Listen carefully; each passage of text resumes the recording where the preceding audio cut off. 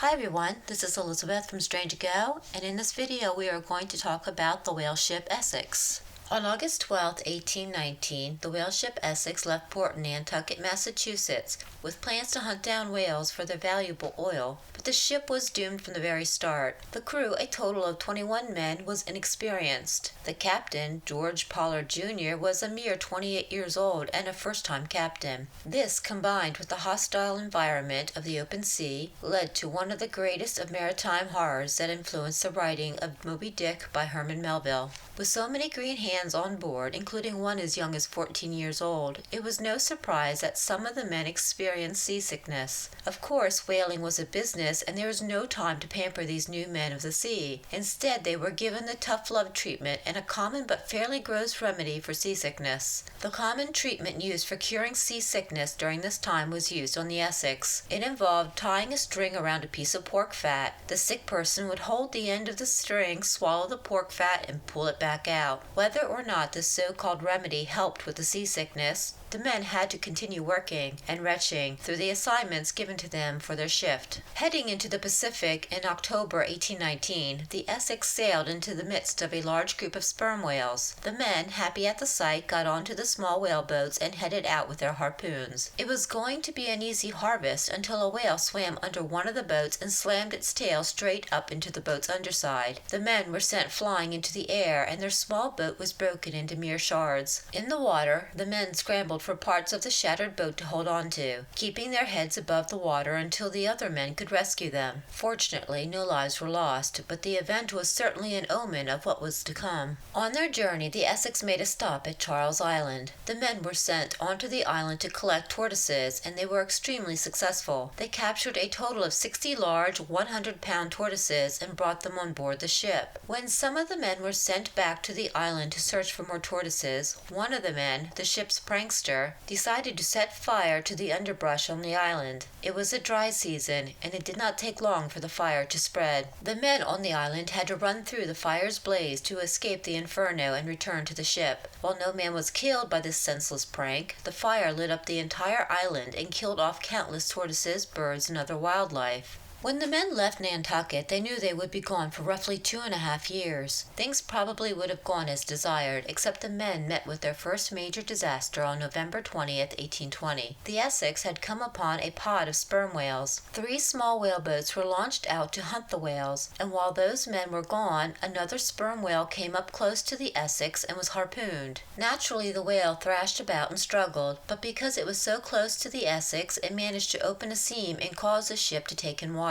The harpooned whale was cut loose before it could do any further damage, and the men rushed to make repairs. As the men scurried to fix their ship, out in the waters, the largest whale in the pod, roughly 85 feet long and marked with scars, was becoming more and more agitated by the human intrusion. The men noticed that the large whale was acting a bit strange, but never expected what happened next. The whale, almost as long as the ship, began swimming hard and fast towards them. It rammed the ship with so much force that it left the men shocked and speechless. The assault was not over, though. The whale turned and charged at the ship again. This time, the blow from the whale brought an end to the Essex, and the ship could not be saved.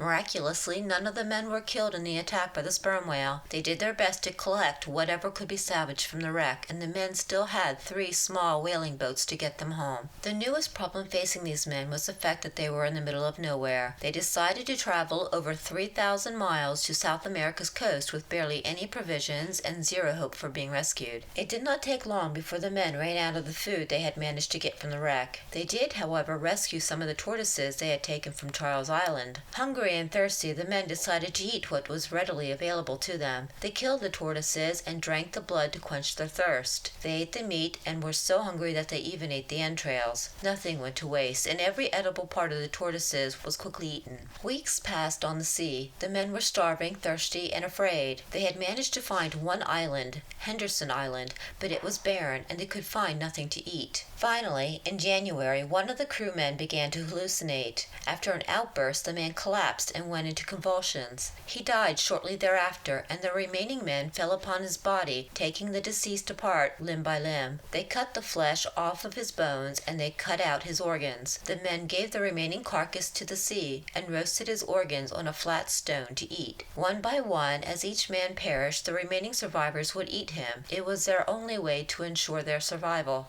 More time passed, and one of the boats vanished from sight. There were now only 2 boats left, and eventually they too lost sight of each other. The 4 men that were left on the captain's boat were beginning to worry about food once again. They were running out of their meat rations made from a previous shipmate. One of the men suggested on February 6, 1821, that they draw lots to determine who would die in order for the rest to live. The matter was agreed upon, and the lots were drawn. The captain's own first cousin, Owen Coffin, drew the losing lot, and another man drew the lot that determined he must kill the loser. Owen set his head on the gunwale and accepted the fatal gunshot to the head. After eating Owen Coffin, one of the other 3 men had died. The captain and one remaining survivor were crushing the man's bones on the floor of their boat to get at the marrow when they were spotted by another ship, the Dolphin. The last 2 men, it was said, were not happy about being rescued and were not in their right minds when they boarded the ship. They had grabbed the remaining bones of their shipmate from their little boat and sat on the rescue ship sucking out the marrow. They soon learned that the ship they had lost sight of had already been rescued.